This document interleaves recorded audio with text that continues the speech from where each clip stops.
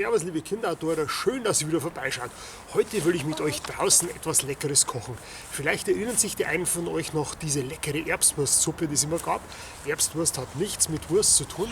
Das war dehydrierte Erbsen, die haben wir in so Wurstform zusammengepresst, das war dann unglaublich leicht.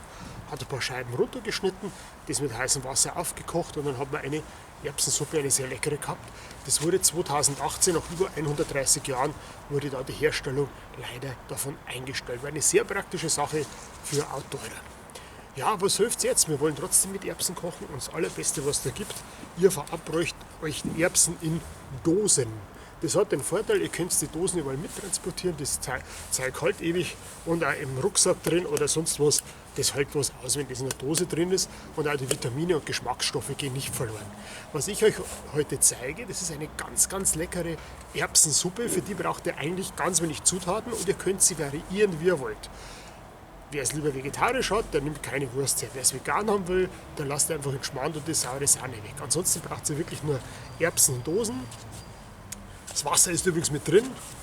Dann braucht ihr eigentlich nur ein bisschen Öl zum Anbraten, Zwiebeln, wer will, Knoblauch, wer will und halt die Erbsen. Mehr braucht ihr ein bisschen Gewürze. Bitte verwendet für dieses Rezept heute wieder keinen Brühwürfel. Warum? Weil diese Erbsensuppe vom Gaskocher, vom Lagerfeuer, wo immer ihr das zubereitet, das soll auch wirklich schmecken nach Erbsen und nicht nach Brühwürfel, weil dann schmecken alle Suppen nach Brühwürfel und das wollen wir schließlich nicht. Ihr könnt es dann noch weiter variieren mit den Einlagen. Ihr könnt zum Beispiel Würstchen herschneiden und reintun oder oben als Topping hart gekochte Eier drauf. Aber das zeige ich euch gleich. Genug geschwätzt, jetzt gehen wir mal an die Kochstelle. Kommt's mit mir. Ja, was brauchen wir alles für diese leckere Outdoorer-Suppe? Hier könnt ihr wieder variieren, wie ihr wollt. Wer Würstchen mit rein haben will, wer Würstchen, wer keine Würstchen haben will, lässt die Würstchen einfach weg. Ihr könnt das Ganze mit Schmand oder saurer Sahne verfeinern. Wer das nicht haben möchte, ja, der lässt das Ganze einfach weg.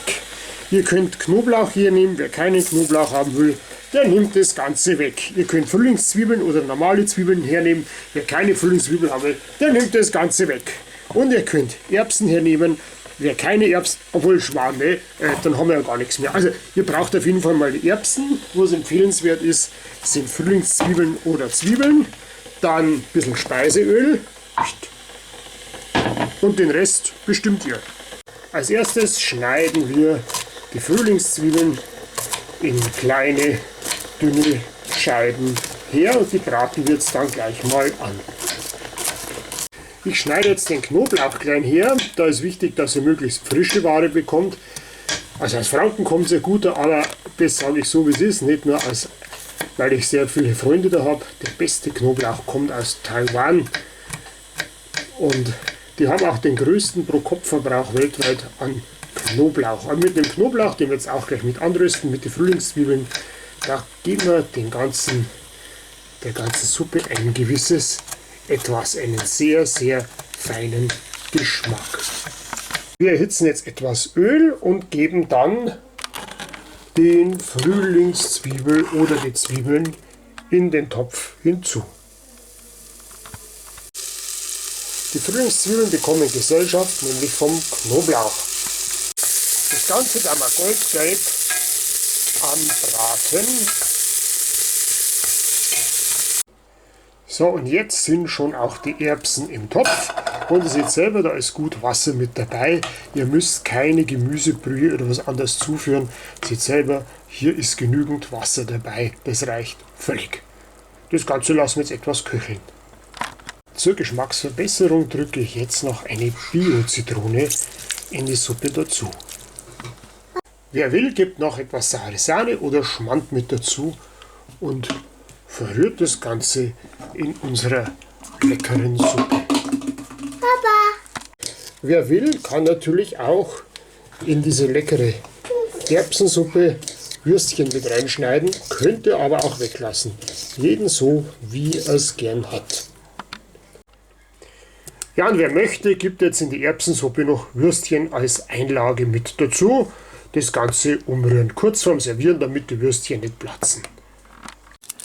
Ja, und wer möchte, kann jetzt noch ein hart gekochtes Ei klein schneiden, natürlich zuvor erst schälen, so wie ich jetzt mache, und das Ganze dann als Topping oben auf die leckere Erbsensuppe drauf geben. Erbsensuppe ist aller Welten Lohn.